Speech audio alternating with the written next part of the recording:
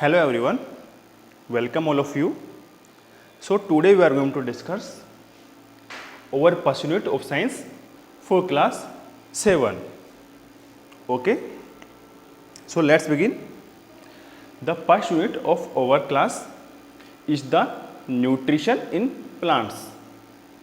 Mean we have to discuss about the nutrition which is presented in the plants, because every animal and human beings need the food from the plants, okay, because we take our food from the plants, and which type of nutrition is presented in the plants we have to discuss in this unit.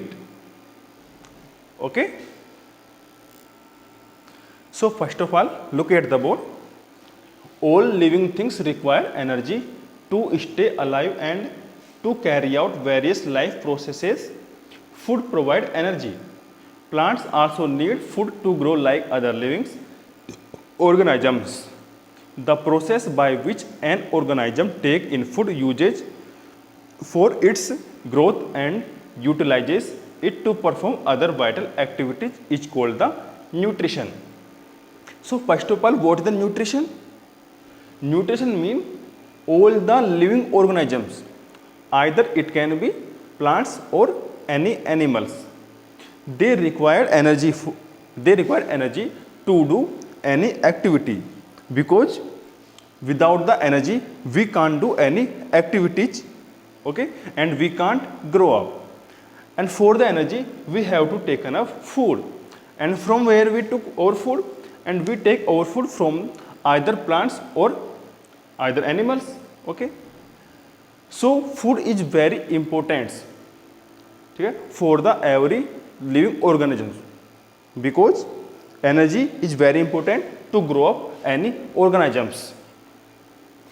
This is the plant peak, mean plant also need energy, they also need food.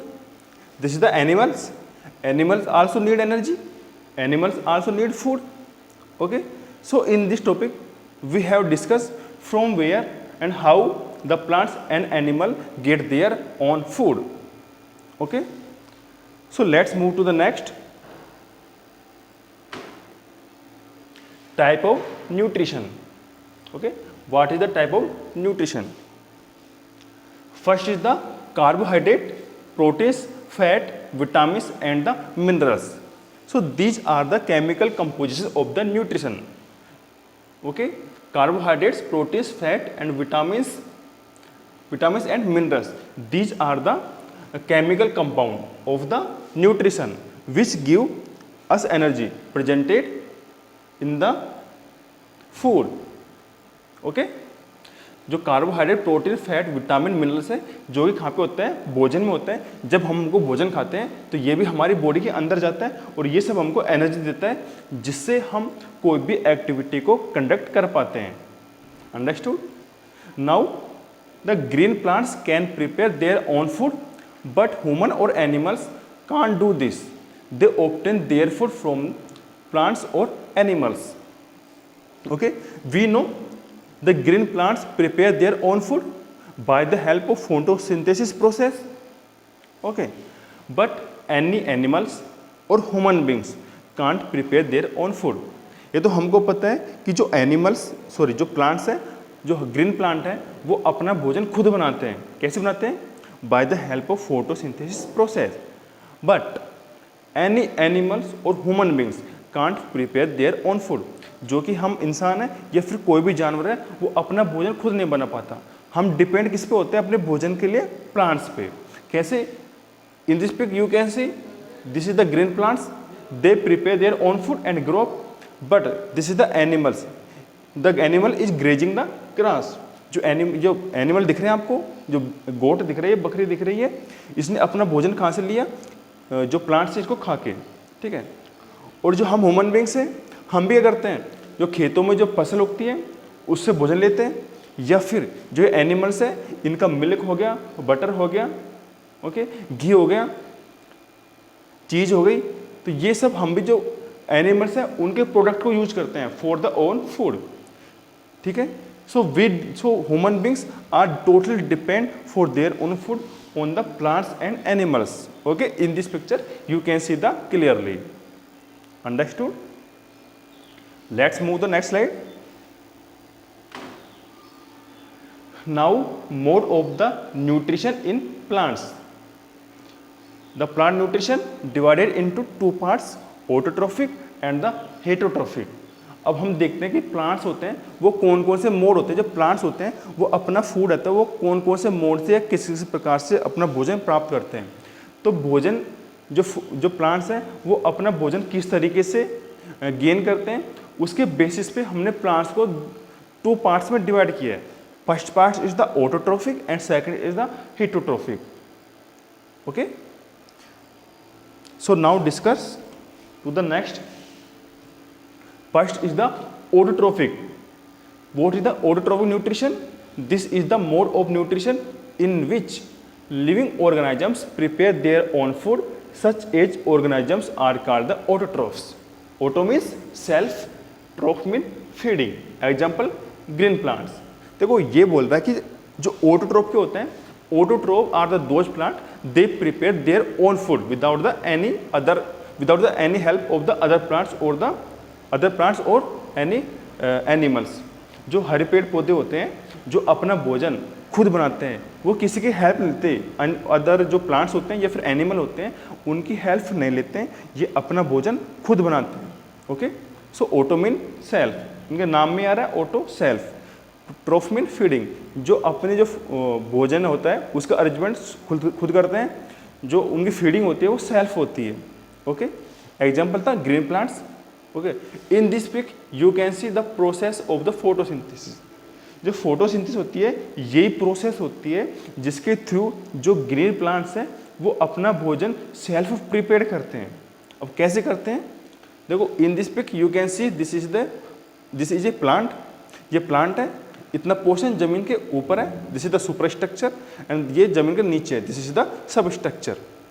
Okay, ये इसके leaves हैं, ये पत्ती है, ये सन है. तो देखो सबसे पहले तो क्या आएगी, सनलाइट आएगी. सनलाइट कहाँ जाएगी, जो लीव्स है लीव्स पे गिरेगी. फिर जो लीव्स हैं वो एनवायरमेंट, जो हमारा एनवायरमेंट है वहाँ से कार्बन डाइऑक्साइड लेगा, सनलाइट आ गई, ठीक है, और जो ज़मीन है वहाँ से वाटर आ गया. सो वाटर, कार्बन डाइऑक्साइड और सनलाइट मिलके क्या बनाती है, शुगर या फिर स्टार्च. जो कि क्या होता है, स्टार्च बनाती है, शुगर बनाती है, जो कि जो प्लांट है उसका फूड होता है. और बदले में कौन सी गैस ये प्रोड्यूस करते हैं, ऑक्सीजन गैस. ओके, जो हरे पेड़ पौधे होते हैं वो सूर्य की उपस्थिति, कार्बन डाइऑक्साइड और वाटर को एब्जॉर्ब करते हैं और फूड बनाते हैं एज ए स्टार्च और शुगर, और गैस जो प्रोड्यूस करते हैं वो है ऑक्सीजन. ओके, ये ऑक्सीजन गैस एक्सपेल्ड करते हैं. सो this is the photosynthesis process. तो आप देखोगे कोई भी जो ग्रीन प्लांट है उसको क्या चाहिए, खुद का भोजन बनाने के लिए सूर्य की लाइट चाहिए, पानी चाहिए और कार्बन डाइऑक्साइड गैस चाहिए. तीनों को मिला के वो अपना भोजन खुद बना लेगा और खुद ही डेवलप होगा, उसे और किसी की हेल्प नहीं चाहिए. Understood? This process called the photosynthesis. Okay, move to the next slide. We discuss अब just photosynthesis. So green plants prepare their own food by the process of photosynthesis.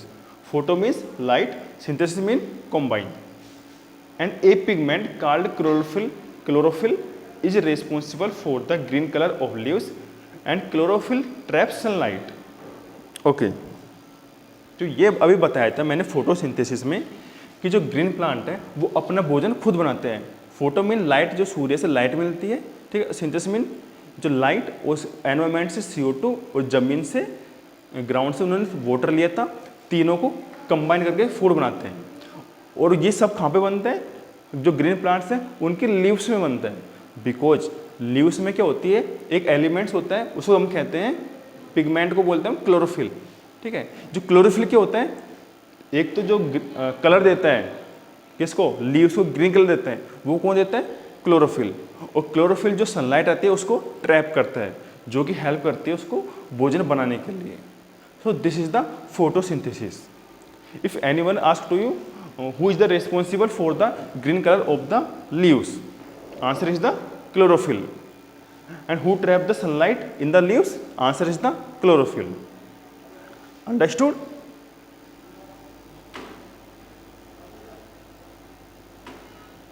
Okay. Now the source need for the photosynthesis. So what the source are need for the photosynthesis process? First, I already told you, carbon dioxide gas, water and sunlight. These are the source for the photosynthesis, because photosynthesis process, these are the combining together and produce food. This process usually take place in the leaves or in other green parts like stem, edge in cactus. Carbon dioxide enters the leaves through the small opening called the stomata that are usually present on the underside of the leaves. देखो, अभी ये बता रहा था जो photosynthesis था उसके लिए कौन कौन सी फोटोसिंथेसिस था, उसके लिए कौन कौन से सोर्स चाहिए थे? CO2 गैस, वाटर और सनलाइट. तो इन तीनों कंबाइन करके जो ग्रीन लीव्स होती हैं वो क्या करती है? फूड बनाती है. लेकिन कई जैसे ऐसे ट्री होती है जैसे कैक्टस को होता है, उसमें ये सारी प्रोसेस कहाँ होती है? उसके स्टेम में होती है, क्योंकि स्टेम क्या होता है उसका? ग्रीन होता है. और जो सनलाइट होती है वो किसी द्वारा ट्रैप होती है, जस्ट लाइक सिलाई में बताया था, क्लोरोफिल के द्वारा. और जो CO2 गैस लीव्स के अंदर एंटर करती है वो किसके द्वारा होती है? स्टोमेटा के द्वारा. In this pic you can see this is the picture and stomata is the very small hole presented in the leaves and these holes under side of the leaves. जो हमारी पत्ती होती है उसके नीचे की तरफ छोटे छोटे छेद होते हैं जिससे CO2 गैस इसके अंदर घुसती है. और क्लोरोफिल से क्या आता है? सनलाइट आती है और ज़मीन से पानी आता है. तीनों मिलके जो ग्रीन पत्ता होता है वो भोजन के लिए जो पेड़ है, उस प्लांट है, उसके लिए भोजन बनाता है. So this is the photosynthesis. I hope you understood very well. Okay. Now water which is absorbed by the roots reach the leaves through the xylem tissue where it react with the carbon dioxide in presence of sunlight to produce glucose. The glucose formed as a result of photosynthesis is transported to the various parts of the plant by phloem tissue, and oxygen gas is also released in the process as a byproduct. Okay, so we discussed the combination of the sources for the photosynthesis. First, carbon dioxide, which is presented in the air, water, it gained from the soil, and sunlight from the sun, and it enter in the leaves through the chlorophyll, and the product of these combination is the glucose, which is the food for the plant, and the oxygen. Oxygen is the byproduct. Okay, byproduct of this process. देखो, जो ज़मीन से जो ज़मीन है वहाँ से जो वाटर होता है वो प्लांट के ऊपर तक, जो लीव्स तक, वो किसके द्वारा जाता है? जाइलम के थ्रू.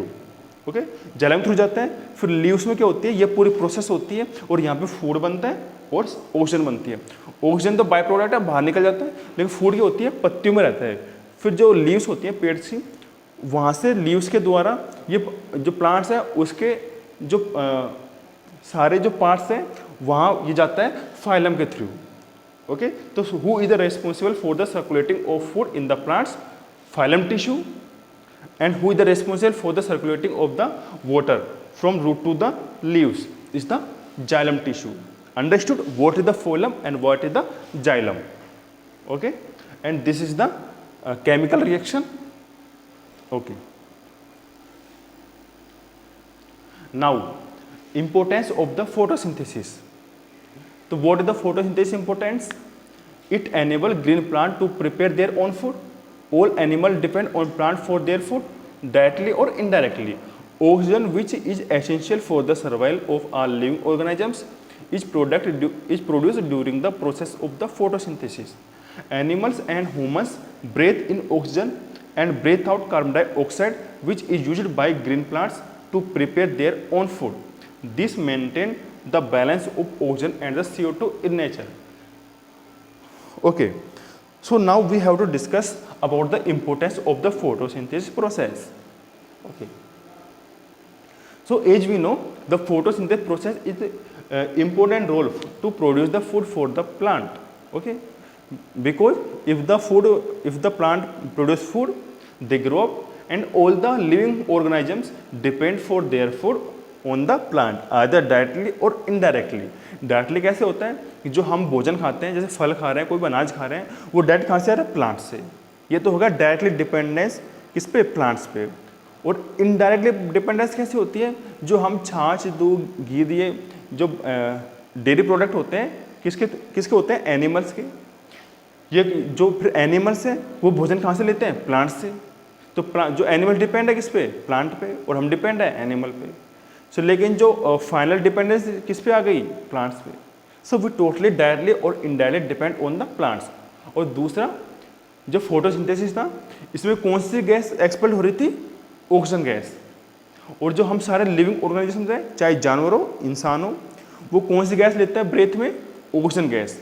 ठीक है, ऑक्सीजन गैस लेता है। और ये ऑक्सीजन गैस होती है, इसको एनवायरनमेंट में भी मेंटेन, जो इसकी प्रेजेंस है ऑक्सीजन गैस की, उसको एनवायरनमेंट में भी मेंटेन रखता है। कौन? प्लांट्स। क्योंकि हम जो ह्यूमन बींग्स हैं, जो ब्रेथ में ऑक्सीजन गैस तो लेते हैं और उसको चेंज करके CO2 के फॉर्म में उसको एक्सपेल करते हैं, तो एग्जेक्ट करते हैं। जो उससे क्या होता है? ऑक्सीजन की डिफिशियंसी होती है।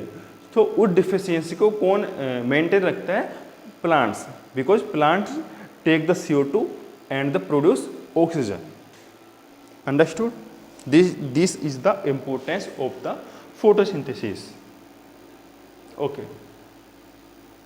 सो in this pic you can see clearly, जो प्लांट्स होते हैं वो CO2 गैस लेते हैं, ऑक्सीजन निकालते हैं, और जो जानवर हो, जो एनिमल्स हैं, वो ऑक्सीजन गैस लेते हैं और CO2 निकालते हैं। तो साइकिल चलता रहता है ये। तो इससे ऑक्सीजन और CO2 की जो percentage quantity in the environment which is maintained through the photosynthesis process by the plants. Okay, so we have discuss totally about the autotrophic plant, autotrophic nutrition. Now we have to discuss about the heterotrophic nutrition. Okay, so let's begin about the heterotrophic nutrition. Heterotrophic nutrition is the mode of nutrition in which organisms such as plants or animals, okay, can't prepare their own food and depend on green plants directly or indirectly for their nutrition. We have discussed this paragraph already. Now heteros mean different, troph mean feeding. Mean जो heterotroph है वो उनका food होता है, वो self produce नहीं करते, they depend on the others. Although most of plants are autotroph, but some plants obtain their food from other plants and animals called the heterotrophs. Example है cuscuta and the pitcher plant. Okay, देखो अभी बताया था कि जो most of the plant होते हैं वो अपना भोजन खुद बनाते हैं, लेकिन कुछ ऐसे प्लांट होते हैं वो अपना भोजन खुद नहीं बनाते, वो डिपेंड करते हैं किसी दूसरे प्लांट से या किसी दूसरे जो ऑर्गेनाइजेशंस होते हैं उन पर डिपेंड करते हैं खुद के भोजन के लिए. या तो वो किसी अदर प्लांट पे डिपेंड होगा या फिर वो अदर कोई एनिमल है उस पर डिपेंड होगा. तो इनको हम बोलते हैं heterotroph. Okay, so what is the difference between the heterotroph and autotroph? Autotroph are the organisms, they produce their own food, and heterotroph are the organisms, they depend for their food on the others. Understood? So देखो heterotroph का example था cuscuta and the pitcher plant. Okay, so the pitcher plant in which you can see, so देखो जो पहली pick थी ये थी कैस्केटा की और सेकंड पिक है ये है पिचर प्लांट की. जो कैस्केटा है, कैस्केटा एक प्लांट कैसे होता है, ये देखो इन जो ये येलो येलो कलर की जो ये बेल दिख रही है, ओके, ये क्या है कैस्केटा. ये किस पे होती है, ये कोई अदर प्लांट्स होते हैं, ये उसके ऊपर फैली होती है. ओके, एज ए नेट, एक जाल की तरह, घोंसे तरह, एज ए नेट जो जाल है उसकी तरह दूसरे प्लांट के ऊपर फैली होती है. जो ये प्लांट होता है कैस्केटा, इसको हम हिंदी में क्या बोलते हैं, इसको आपने देखा होगा अमरबेल, कई लोग बोलते हैं अमरबेल. तो अमरबेल इसको बोलते हैं कैस्केटा को. अमरबेल क्यों बोलते हैं, क्योंकि इस प्लांट की कोई जड़ नहीं होती. आप सोचोगे जिसे कोई जड़ है नहीं वो पेड़ उगता कैसे है, सूख कैसे जाएगा, वो सूख जाना चाहिए, उसको ग्रो नहीं करना चाहिए. तो ये ग्रो करता है, सूखता नहीं है ये, ठीक है, इसलिए इसको अमरबेल बोलते हैं, कैसकटा। ये क्या होता है, कोई दूसरे प्लांट्स हैं, मान लो कोई दूसरा ट्री है, उसके ऊपर फैल गए ये, ठीक है, इसकी कोई रूट तो होती नहीं है, फिर वो क्या होता है, जो दूसरा प्लांट है उसका या स्टेम है, ओके, या फिर कोई ब्रांच है, उसके चारों ओर ऐसे लिपट जाएगा, ठीक है, ऐसे वाइंड अप कर लेगा। उससे क्या होगा, जो मेन प्लांट था, ठीक है, सपोर्टिव प्लांट था उसका, उससे ये जो न्यूट्रिशन है वो इसको, जो न्यूट्रिशन है उससे ये प्लांट की जो ये बेल है वो एब्जॉर्ब कर लेता है, ठीक है, ये एब्जॉर्ब करता है nutrition for the own self from the other plants, okay, on which this plant is the scattered, इस पर वो फैला हुआ होता है, ठीक है। ऐसे ये होता है पिचर प्लांट। तो पिचर प्लांट की शेप ऐसे होती है, ये क्या करता है कि जैसे ही ये इसका शेप है, इसके एक फ्रूट्स की, ठीक है, इसके लीव्स की शेप है, सॉरी ये लीव्स है उसकी, इसकी शेप ऐसी होती है, जैसे इसके अंदर कोई इंसेक्ट या कीड़ा इसके अंदर जाता है तो ये ऊपर से क्लोज हो जाता है, ठीक है, ये स्ट्रक्चर है, ये टॉप वाली ये क्लोज हो जाएगी, जो इंसेक्ट है वो इसके अंदर रह गया, ऊपर से क्लोज होने के बाद में ये एक जूस प्रोड्यूस करता है, ठीक है, तो जूस प्रोड्यूस करता है, तो उससे क्या होगा, जो इंसेक्ट है उसके सारे जो न्यूट्रिशन होते हैं वो जूस के थ्रू ये प्लांट्स खुद एब्जॉर्ब कर लेता है और हेल्थ और खुद की जो ग्रोथ है वो ओन सेल्फ शोम करता है, okay. So these are the example of the heterotroph. एक तो होता है कैसकटा और दूसरा पिचर प्लांट। जो कैसकटा होती है इसकी कोई रूट नहीं होती है, ये अपना फूड कैसे लेता है, जो इसका जो इसका जो मेन प्लांट है उस पर डिपेंड करता है, उसके स्टेम से या उसके ब्रांच से वाइंड अप होके फूड को एब्जॉर्ब करता है और ये लेता है इंसेक्ट से, इसके अंदर इंसेक्ट ट्रैप करता है, ये इंसेक्ट को ट्रैप करता है और एक टाइप का जूस प्रोड्यूस करता है, उस जूस से जो इंसेक्ट है उसके न्यूट्रिशन को एब्जॉर्ब कर लेता है और खुद की डेवलपमेंट करता है। Understood? So these are the example of the heterotropic nutrition. Now there are 4 types of the heterotrophic plants, okay. So first is the parasitic plant, second is the saprophytic plants, and third is the insectivorous plants, and fourth is the symbiotic plants. So these are the 4 types of the heterotrophic plant, okay. Now we discuss one by one. First is the parasitic plant. What is the parasitic plant? Parasitic plant mean the plant which is depend on the other for their own food and for their support. अब देखो ये एक पेड़ है, अभी पेड़ में just मैंने एग्जाम्पल बताया था कैसकटा का, ये पूरे टे पे फैल गया है कैसकटा, नीचे इसकी कोई भी रूट नहीं है, बस जस्ट टॉप पे फैल गया है ये, ठीक है। तो ये इसका फूड अभी जस्ट बताया था कैसे लिया था, इसके ब्रांच है उससे वाइंड अप हो जाता है और वहाँ से एब्जॉर्ब करता है। सो सम प्लांट्स लाइक डोडर और कैसकटा are मिस्टिलोई that depends on other plants for their food are called the parasitic plants. They absorb food from green plants which are called the host.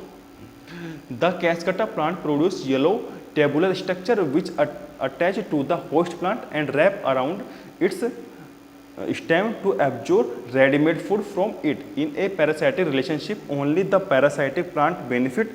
The parasitic plant harm the host plant to some extent by its growth, slowing its down, but it rarely kills the host plant. देखो अभी just बताया था, जो कैसकटा की जो bell होती है वो जो एक होस्ट पेड़ होता है जिसके ऊपर ये फैला हुआ होता है, तो वहाँ से ये कैसकटा होता है, उसमें एक येलो टेबुलर स्ट्रक्चर फॉर्म होती है। वो क्या करती है, जो स्टेम होता है या फिर उसकी ब्रांचेस होती है, जो होस्ट ट्री होती है, उस पर चारों तरफ वाइंड अप कर जाता है, फिर वहाँ से ये जो रेडीमेड फूड है उसका प्लांट्स का, उसको खुद में एब्जॉर्ब करता है और खुद का डेवलपमेंट करता है। लेकिन इतना ज़्यादा फूड भी एब्जॉर्ब नहीं करता कि जो होस्ट प्लांट ही डेड हो जाए। होस्ट प्लांट डेड नहीं होता, ठीक है, उसमें से बस कुछ फूड को एब्जॉर्ब करता है। अगर इतना एब्जॉर्ब कर लिया कि होस्ट प्लांट है, जो होस्ट ट्री है, अगर वो किल हो गया या वो डेड हो गया तो इसको भी फिर डेड होना पड़ेगा और कोई इसको सोर्स नहीं है फूड गेन करने के लिए, ठीक है। बट ये हार्म जरूर करता है उसका, क्योंकि वो ट्री था, होस्ट ट्री था, उसने तो फूड प्रोड्यूस किया था ओन सेल्फ, खुद के डेवलपमेंट के लिए, लेकिन उसका आधा फूड तो इसने एब्जॉर्ब कर लिया उसको आधे बचा तो उसकी डेवलपमेंट डिक्रीज हो जाएगी। ओके, डेवलपमेंट स्पीड है वो डिक्रीज हो जाती है। So this is the example of the parasitic depend on the other plants. Now to the next plant is the saprophytic plant. Now what is the saprophytic plant? Are those type of the plants who get their energy from the dead or decaying material of the plant and animals. The best example of the saprophytic is mushroom, yeasts, rhizopus and etc. Whereas the best example of the saprophytic plant is Neotia and Montropa. These plants have chlorophyll. देखो जो saprophytic plant होते हैं वो उनमें chlorophyll तो होता नहीं है, क्लोरोफिल नहीं होगा तो सनलाइट को एनर्जी, सनलाइट को ट्रैप नहीं कर पाएगा, सनलाइट ट्रैप नहीं हो पाएगी तो अपना फूड सेल्फ प्रोड्यूस नहीं कर पाएंगे। Okay, so these are depend on the dead और decaying material of the plants और एनिमल्स। यानी कि कोई प्लांट्स है वो या फिर एनिमल है वो डेड है या डिके, तो ये वहाँ से अपना फूड गेन करते हैं। ओके, जैसे आपने देखा होगा कि कहीं पे कोई प्लांट डेड हो गया तो वहाँ पे ऐसे स्ट्रक्चर ग्रो कर जाती है, इसको बोलते हैं अपन मशरूम। ओके, ये मशरूम होती है, ये भी अपना भोजन कहाँ से लेती है, या तो डेड कोई प्लांट है या फिर कोई डेड एनिमल्स है, वहाँ से ये अपना भोजन गेन करती है। So saprophytic, what is saprophytic plant? They gain their food from the dead और डिकेइंग मटेरियल ऑफ प्लांट और animals. Understood? This is the best example of the mushroom. आपने जंगलों में देखा होगा जहाँ पे बहुत सारी small branches of the tree और द फॉलन डाउन, जब वे डिके हो जाती हैं तो वहाँ पे ऐसे वाइट स्ट्रक्चर ग्रो कर जाती है। ठीक है, तो ये प्लांट को बोलते हैं अपन saprophytic plants. Now the insectivorous plant. देखो इंसेक्टिवोरस नेम में शो कर रहा है इंसेक्ट मीन कीड़े मकोड़े, कि ऐसे प्लांट जो अपना फूड होता है वो किसी इंसेक्ट से गेन करते हैं। The plant which eat small insect, spiders etc. are called the insectivorous plants. Such plants are usually green in color and can prepare their own food. They eat insect because they grow in soil that is deficient in certain nutrients. They fulfill their nitrogen requirement by eating insect. Example pitcher plant or Venus flytrap. अब देखो जो ये plant होते हैं वो ऐसी जगह पे उगते हैं वहाँ पे जो लैंड है, ज़मीन है, वहाँ पे न्यूट्रिशन की स्कैरसिटी होती है, न्यूट्रिशन बहुत ही कम होते हैं। अब न्यूट्रिशन कम है तो खुद का ये भोजन कहाँ से लेंगे? ठीक है, दूसरा ये अपना सेल्फ जो फूड है वो प्रोड्यूस नहीं करते, तो ये डिपेंड होते हैं अदर एनिमल्स पे, लाइक द इंसेक्ट और स्पाइडर। देखो ये स्ट्रक्चर देखो, इनकी स्ट्रक्चर ऐसी होती है, जब भी कोई ये देखो कोई कीट आया, इंसेक्ट आया, तो इंसेक्ट इसके अंदर जाने पे ये ऊपर वाला जो स्ट्रक्चर होती है ये क्लोज जाती है, और जो इंसेक्ट है वो इसके अंदर ही ट्रैप हो जाता है। तो ट्रैप होने के बाद में इससे एक जूस निकलता है, और जूस क्या करता है, जो इंसेक्ट है उसमें से जो न्यूट्रिशन है उसको एब्जॉर्ब कर लेता है, और उस एब्जॉर्ब न्यूट्रिशन से प्लांट की ग्रोथ होती है। Same type in this pic, ठीक है, इस प्लांट का भी डिस्कस किया था। Okay, so this is the example of pitcher plant and the Venus flytrap. Okay, so you can understood what is the insectivorous plant. Those plant they depend on the insects for their food. Okay, now the